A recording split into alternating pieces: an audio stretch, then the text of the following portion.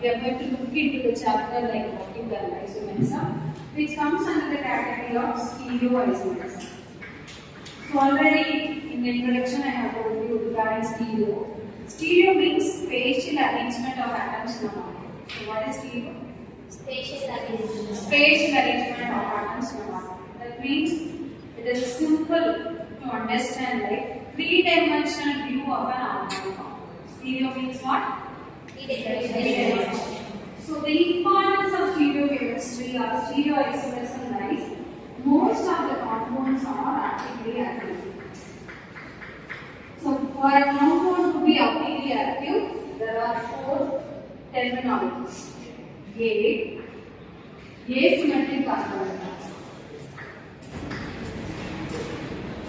B, no elements of symmetry. C, property of rotating the plane polarized light. D, non-superimposable measurements. So if you take a compound like any example of an organic compound, you are claiming that the compound is having optically activity. If you are taking one example, in future we are going with the next molecule. Most of the molecules will have these four properties. One is asymmetric carbon atom, no elements of symmetry, rotation of plane polarized light, non-superimposable mirror image.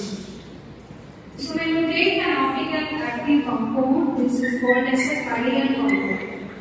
Chiral, this word comes from KHEIR, that is a Greek word which indicates handedness. So for example, if you keep your left hand, if you take left hand as an object, if you impose in your mirror, okay, you can see that my little finger will be in the opposite side. This is the object, image is the other. So object, mirror image. These are non-superimposable.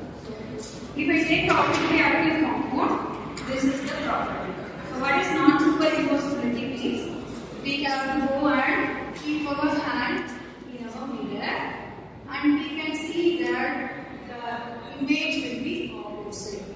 That is called as non-superimposable. That is what is called non-superimposable.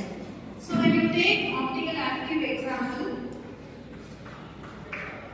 A, B, D, E, we can call this as C, A, B, D. We can call this as what? C, A, B, D. That means this is the carbon which contains four different atoms. This is the carbon which contains four different atoms or group of atoms. It contains four atoms or four different group of atoms. Very correctly differs in the electronic and steric environment. The atom is different in electronic and steric environment. Steric means again it is a spatial. Steric means what? Spatial. Okay. You are able to keep only hydrogen. There is a place for hydrogen. You keep a bulkhead group, you cannot accommodate. That is steric. Your hindrance will be molecules. So the four different groups.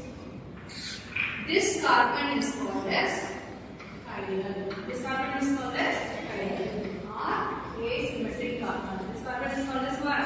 Asymmetric carbon. So the molecules of type C, A, B, D, E. This is the first property. And if you take amino acids, all the amino acids are optically active. All the amino acids are optically active. Except lysine. Because it is of the molecule Ca2Be. Means there are two hydrogen, A2. This is B and this is B. So glycine is Ca2B. Okay.